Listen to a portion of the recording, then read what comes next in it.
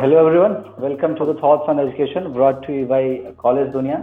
आज हमारे साथ हैं Pawan Singh Chauhan sir from SR group of institution, chairman हैं सर वहाँ के। सर बहुत बहुत स्वागत है आपका। Very warm welcome to college Duniya sir. Thank you. कैसे हैं सर? बहुत बढ़िया, बहुत अच्छा हूँ। ये सर देख के लग रहा है सर बहुत खुशी हुई ये इंटरव्यू सेशन करके आपके साथ सर। हमारे सेशन का मकसद ये है कि बच्चे तक आपकी वॉइस पहुंच पाए, वो आपको जान पाए, आप बेटर कनेक्ट कर पाए sir. So very warm welcome. और क्वेश्चन सर अब स्टार्ट करते हैं। सो सर पहला सवाल ये है कि आप एजुकेशन इंडस्ट्री में आने के बाद आपने इतने सारे पोजीशंस पे रहे होंगे, आप बहुत सारे पोजीशंस होल्ड की होंगी आपने। आप क्या ऐसी चीज है जो आपको एजुकेशन इंडस्ट्री से जोड़ के रखती है, which winds you with the education industry? ठीक है, इसमें जो सबसे बड़ी बात है वो मानव निर्माण है। हर व्यक्ति कोई बिल्डिंग निर्माण करता है, कोई किसी फैक्ट्री का कोई निर्माण करता है, तो इसमें मानव एक संस्कृत हम निर्माण करते हैं, एक संस्कार होते हैं। हमारे पास एटलीस्ट 4000 इंजीनियर हैं और करीब 1000 मैनेजर्स हैं, और इसी तरह हमारा बी फार्मा में बच्चे हैं, और 8000 बच्चे एक सिंगल ब्रांच में, शायद पूरे स्टेट का या हिंदुस्तान का पहला स्कूल है जहां पर 8000 बच्चे एक साथ पढ़ते हैं, वो भी ग्लोबल स्कूल में। एक सीबीएसई बोर्ड हमारा स्कूल भी है।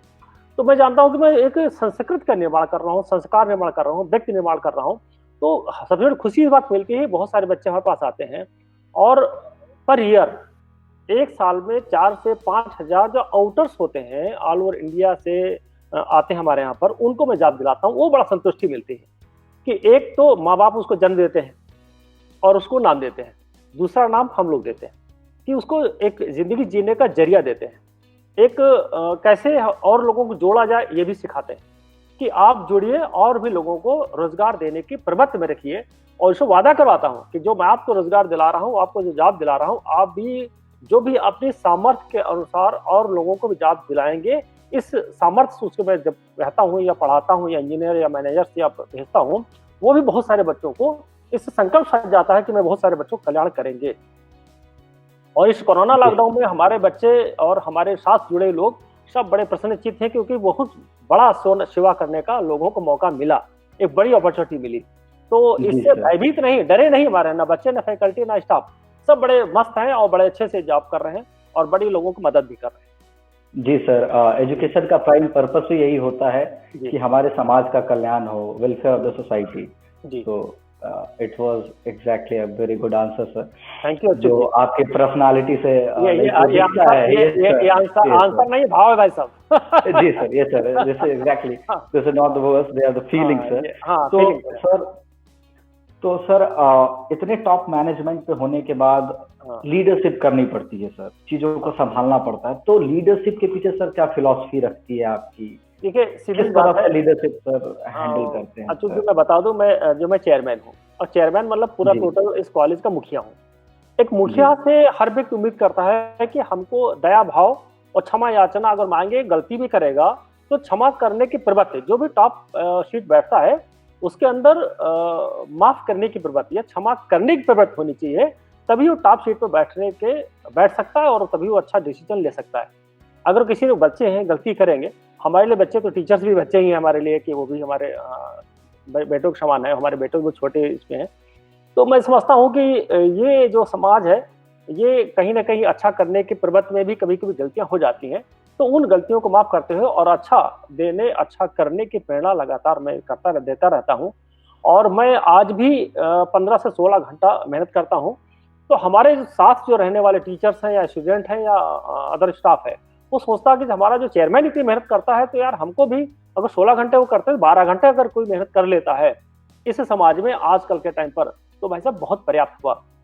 मैं 16 घंटे करता कैसे हूँ? एक तो मैं यहाँ पर आकर के देखता हूँ, प्लस घर में बैठे बैठे बहुत सारे, जैसे गीता है, रामायण है, महाभारत है, बुद्धा है, कृष्ण कृष्णा है, ये जो और जितनी भी फिल्म हुई आज तक रियल लाइफ पर किसी की फिल्म रही हो, मैं सारी फिल्में देखता हूँ। और सारे बुद्धा भी मैंने सीरियल अभी मैंने देखा है, तो उसे बहुत कुछ सीखने को मिलता है। वो जो मैं सीखता हूँ फिर अपने बच्चों को, अपने टीचर्स को, अपने फैकल्टी को सिखाने की प्रवृत्ति रहता हूँ, ताकि हमारे भी बच्चे, हमारे भी टीचर बड़े उदार भाव से अपने जीवन को निर्माण कर सकें और जो बच्चों को पढ़ाए उनके अंदर भी दया भाव आ सके।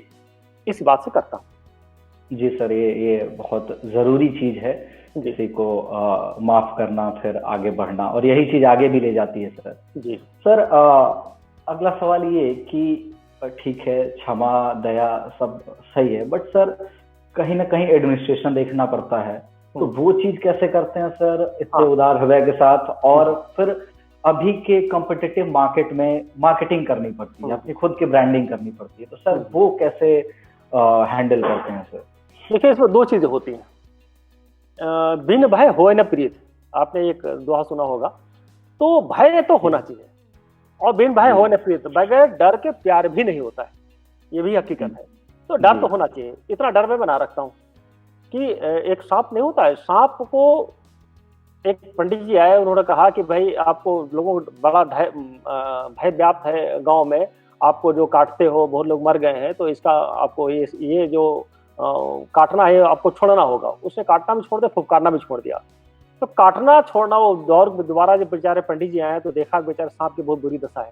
पूछा कि क्या हुआ? सब लड़के पहुंच रहे थे, कोई दीला मार रहा था, कोई उसको कोई डर खत्म हो गया था।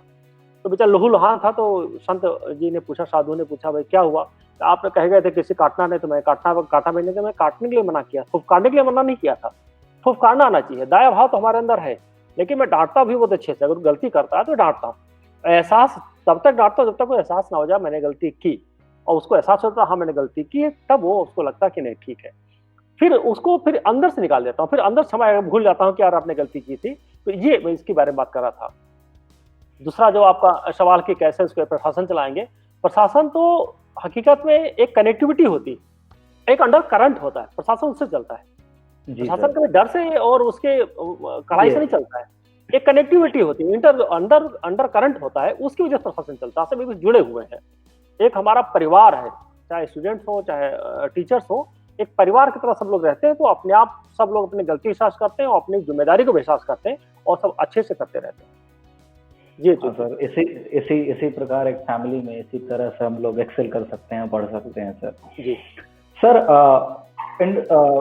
इंस्टीट्यूट में प्रैक्टिकल अप्रोच क्या रहती है सर बच्चों के लिए, कि बच्चे इससे पहले कि जॉब करें उनको प्रैक्टिकलिटी का पता कैसे चलता है? इसके लिए क्या अप्रोच रहती है सर, कि कैसे बेस्ट प्रैक्टिकलिटी उनको पता चले?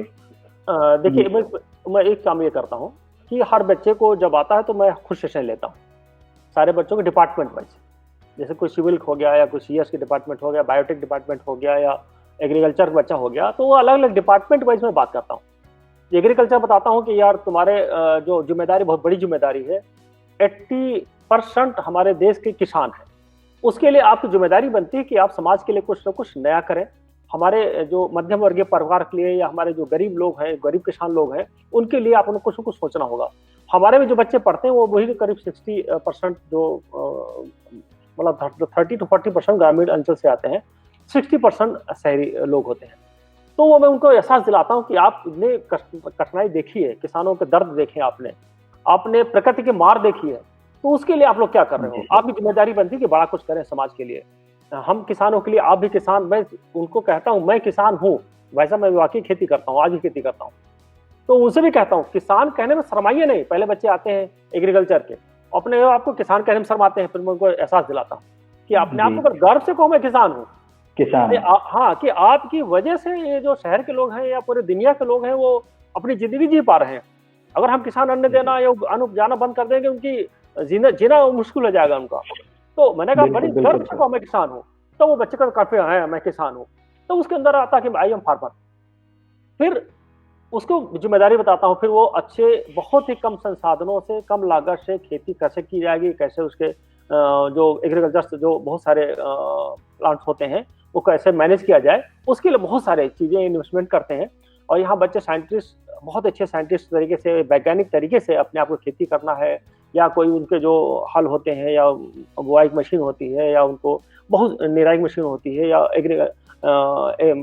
इरिगेशन कैसे किया जाए, उसकी सिंचाई कैसे की जाए, उसके लिए तरह तरह की मशीनें बनाते हैं बहुत कम पैसे में, और भाई साहब इतनी सरल तरीके से बनाते हैं, आप ताजुब करेंगे कि जो वेस्टेज मटेरियल होता है उसे इन्वेस्टमेंट करते हैं। मैं भी अब यहाँ दिखा नहीं सकता हूँ, मैं दिखाते आपको लाइव में जाकर के, कि बहुत ही रॉ मटेरियल, बहुत ही जो बिल्कुल बेकार से ओल्ड चीजें पड़ी हुई उनको सदुपयोग करके उन लोगों को बच्चों ने बनाया। और बच्चे जिम्मेदारी समझते हैं। इसलिए बच्चों को जागरूक करता हूँ कि आपको जॉब देने वाले बनना है, जॉब करने वाला तो है ही, जॉब 2-4 साल 5 साल जॉब करके तो जॉब देने वाले बनो। यस सर, जॉब सीकर्स नहीं, हमको जॉब देने वाला बनना है। This is kind of attitude जो आप दे रहे हैं सर। ये किसान और एग्रीकल्चर, इन चीजों से याद आया, आपके बारे में कहीं देख रहा था, पढ़ रहा था कि आपने अपने इंस्टीट्यूशन में बहुत सारी चैरिटी फंडिंग ऐसे भी कर रखा है सर।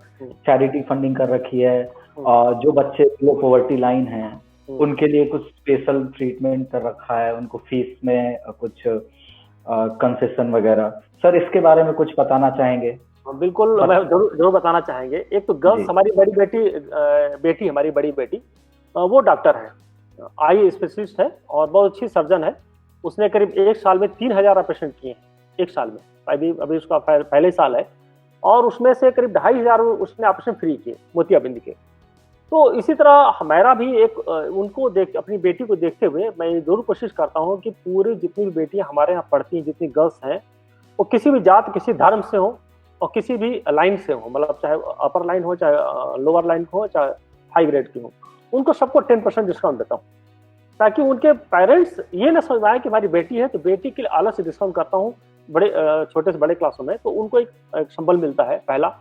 दूसरा, गर्ल्स को 100% जॉब रहती है। जॉब तो सबके लिए 100% हमारे यहाँ कंपलसरी है, सबको जॉब दिला कर ही भेजता हूँ। जब अदर कॉलेज के बच्चों को जॉब दिला देता हूँ तो हमारे कॉलेज को 100% 3 ऑप्शन होते हैं बच्चों को जॉब पास। तो मैं कोशिश करता हूँ कि, और जैसे स्कॉलरशिप आती है, एक गवर्नमेंट स्कॉलरशिप बड़ा मद आता है वहां से, उसके लिए अगर जो किसी बच्चे की किसी भी कारण से नहीं आ पाती है तो 50% डिस्काउंट मैं दिया करता हूँ, मतलब अपनी कॉलेज तरफ मैं कर देता हूँ। तो बच्चा वो पहले बोल देता हूँ। तो उससे क्या होता है कि हर साल हमको 2 से 2.5 करोड़ या 3 करोड़ का बजट अपने पास से हमको देना होता है और बड़े खुशी खुशी मैं देता हूँ कि इन बच्चों के कल्याण के लिए, बच्चों के एजुकेशन के लिए मैं कुछ कर पाया। तो हर पर ईयर 2 से 2.5 करोड़ का स्कॉलरशिप मैं बच्चों को बांटता हूँ।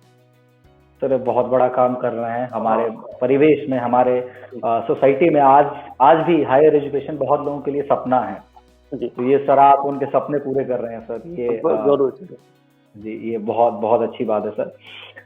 सर अगला सवाल ये कि बच्चों का क्या कर्तव्य बनता है, उनकी क्या रिस्पॉन्सिबिलिटी है? आपको क्या लगता है कि बच्चों की क्या रिस्पॉन्सिबिलिटी होनी चाहिए इंस्टीट्यूट को लेकर के? आपकी इतनी रिस्पॉन्सिबिलिटी है तो आप एक बियर मिनिमम एक्सपेक्ट करते हो बच्चों से कि उनकी ये रिस्पॉन्सिबिलिटी होनी चाहिए, आपको क्या लगता है सर? देखिए, मैं उससे मैं एक ही चीज कहता हूँ कि आप जब एडमिशन लें तो पहले जिस फील्ड में जा रहे हैं या जिस ब्रांच में जा रहे हैं एडमिशन, चाहे प्ले ग्रुप से लेकर के हमारे पास केजी है ना, यूजी टू मतलब केजी टू पीजी, केजी से लेकर के पीजी तक हमारे पास सारे कोर्सेज हैं।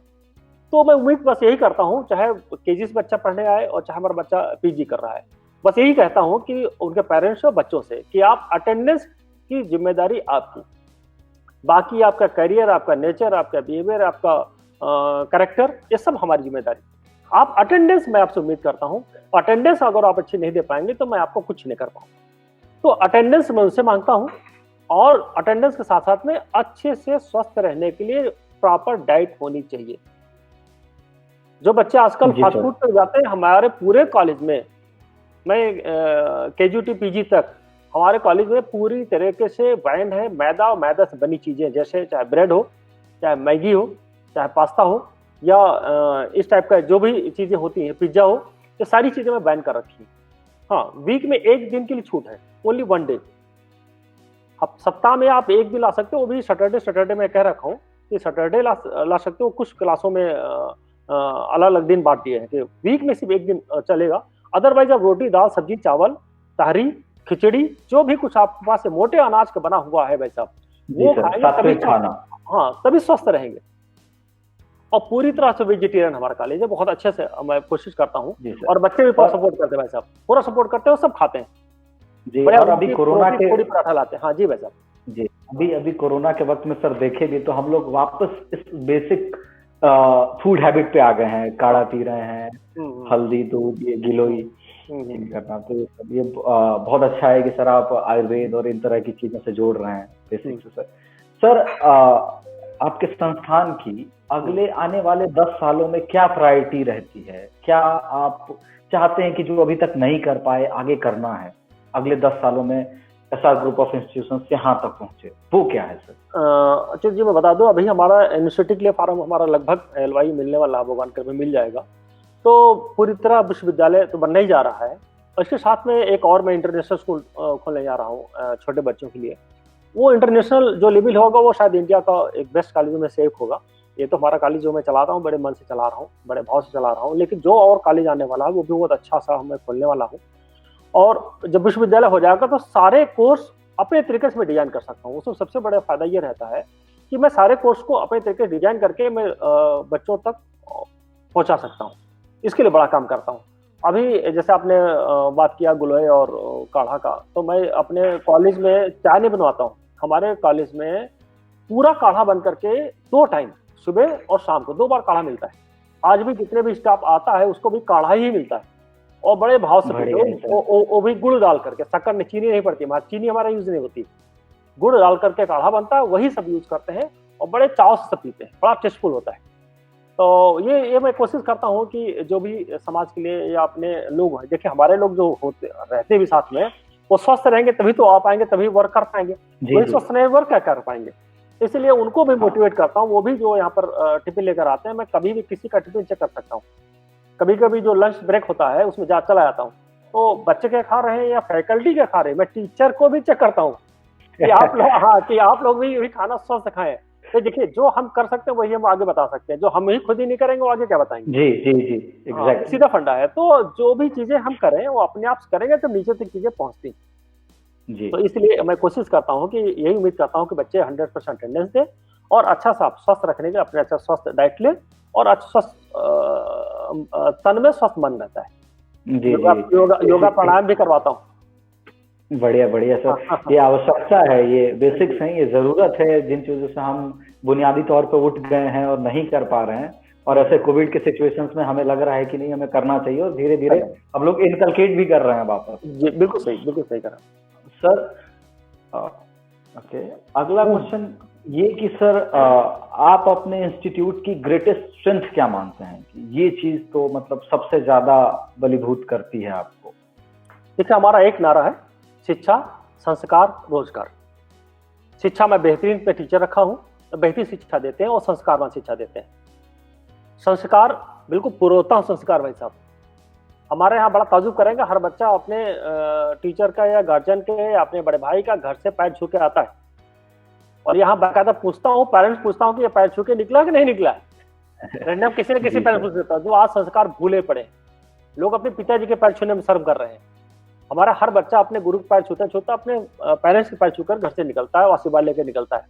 तो ये मैं मानता हूँ शिक्षा संस्कार हो गया। और रोजगार की 100% गारंटी रहती है कि जो भी पेरेंट्स के बच्चे हमारे पढ़ते हैं उनके पेरेंट्स को बेरोजगार है तो उनके पेरेंट्स को भी जॉब दिलाता हूँ। ये हमारा पहला स्कूल ऐसा होगा जो बच्चों के पेरेंट्स को भी बेरोजगार नहीं रहने देता है, उनको रोजगार दिलाता हूँ। तो एक बड़ी संख्या में रोजगार दिलाने का बड़ा काम करता हूँ। तो हम उसको मानता कि हमारी सबसे बड़ी स्ट्रेंथ है जो रोजगार दिलाने की। सर बहुत नेक दिल काम कर रहे हैं, बहुत नेक काम कर रहे हैं आप सर। सर इन सारी चीजों के बीच कहीं ना कहीं कभी कुछ कठिनाई होती है, प्रॉब्लम्स आते हैं, तो वो क्या रहता है सर? सबसे बड़ा चैलेंज जो आता है, आप कुछ करना चाहते हैं but there is some barrier, उसको ओवरकम नहीं कर पा रहे हो, वो चैलेंज क्या आपको लगता है सर? कठिनाई हर जगह आती है। कभी इतना सब बताने के बाद भी कभी कभी अटेंडेंस को कुछ पेरेंट, लगभग 10% जो लोग होते हैं, या स्टूडेंट मान लें या पेरेंट मान लें, पेरेंट भी कहीं 10% ऐसे होते हैं जो हमारी बातों को समझ नहीं पाते। जब टाइम गुजर जाता है तब कहते हैं हाँ भैया हमसे गलती हो गई, हम पहले नहीं समझ पाए। और इस तरह स्टूडेंट भी 10% ऐसे होते हैं जो पहले नहीं समझ पाते हैं, बाद में गलती कर बैठते हैं, बाद में कहते हैं सर सारी बोलते हैं, सर बहुत गलती किया मैंने या बहुत मैंने गलत किया, उनको बाद में एहसास होता है। फिर भी उनको मैं सपोर्ट करने को, उस वक्त बड़ा थोड़ा सा अनकंफर्ट फील होता है कि इतना अच्छा करने के बावजूद भी कब कोई अच्छा हमारे अच्छाइयों को नहीं समझ पाता है। मुश्किल 5 से 10% लोग होते हैं, उस वक्त बड़ा कष्ट होता है कि, और फिर ये मानते हैं कि कभी कभी उनकी किस्मत खराब होती है तभी इस तरह चीजें वो नहीं समझ पाते हैं। तो ये भी मानता हूँ मैं। बिल्कुल सर, जब लगता होगा कि आप खुद को इतना पुश कर रहे हैं और सामने से लोग रिवर्ट ना करें तो है सर, इतना लैग है वो थोड़ा सा रहेगा। और जिस तरह की आपकी छवि है, पर्सनालिटी है सर, ये लैग कम होता जाएगा, ये मैं आपको आश्वस्त करता हूँ सर। जिस तरह से लगे हुए बुनियादी। धन्यवाद सर। आखिर में आपने इतना बताया एक और चीज जो मैं आखिर में आपसे, ये क्वेश्चन नहीं सर, ये एक आपका मैसेज होगा, यूथ के लिए आप क्या कहना चाहेंगे, आज के युवा के लिए क्या कहना चाहेंगे सर? आज के युवा के लिए बस पहला शब्द मैं कहना चाहता हूँ कि जब घर से वो सवेरे उठे, उनके साथ में कुछ वर्क का काम करने का उसके पास एक कोई भी जॉब हो या काम करने का कुछ ना कुछ उसके पास अपने आप को कहाँ इन्वॉल्व करे सारा दिन। इस बात को अगर सुबह उठ करके सोच ले कि आज मैं उठने जा रहा हूँ और धरती पर पैर रखने से पहले कि आज हमको ये काम करना है, तब वो घर में कभी खाली नहीं बैठेगा। बस युवाओं से यही अपील है कि कभी भी घर में किसी भी तरीके से खाली न बैठे और वर्क करे। अगर बाय द वे छुट्टी हो रही है या लॉकडाउन चल रहा है हफ्ते में 2 बार, तो अपने आप को अपडेट करें। बहुत सारे वीडियोस हैं, बहुत सारे विकिपीडिया हो, चाहे यूट्यूब हो, चाहे बहुत सारे गूगल है, गूगल साथ बैठ करके कुछ भी बच्चा सर्च करके कर सकता है। एक बड़ा गूगल प्लेटफॉर्म है जिसमें अपने आप को अपडेट कर सकता है। तो मैं उम्मीद करता हूँ कि हर युवा के पास अपने हाथ में कुछ जॉब होना चाहिए, बेरोजगार कभी न रहे, खाली कभी न बैठे और अपने आप को कहीं ना कहीं इन्वॉल्व रखे, चाहे छोटा काम हो चाहे बड़ा काम हो। जब इन्वॉल्व रखेगा तभी देश का, अपने राष्ट्र का, अपने समाज का कल्याण करेगा। तो मैं मानता हूँ कि हर युवा अपने आप को अपडेट करने के साथ साथ अपने आप को बिजी रखे, दोनों चीज होनी चाहिए, बिजी भी रखे और अपडेट भी रखे।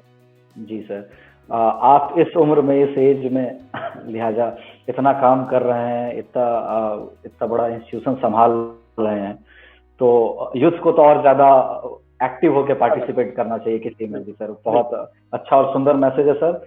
बहुत बहुत धन्यवाद सर कॉलेज दुनिया से कनेक्ट करने के लिए, अपने व्यूज शेयर करने के लिए। मैं आशा करता हूं कि एसआर ग्रुप ऑफ इंस्टीट्यूशंस तरक्की की सीढ़ियां चढ़ेगा और नाम करेगा सर। बहुत बहुत शुभकामनाएं, बहुत बहुत धन्यवाद। Thank you sir, thanks a lot sir. Thank you.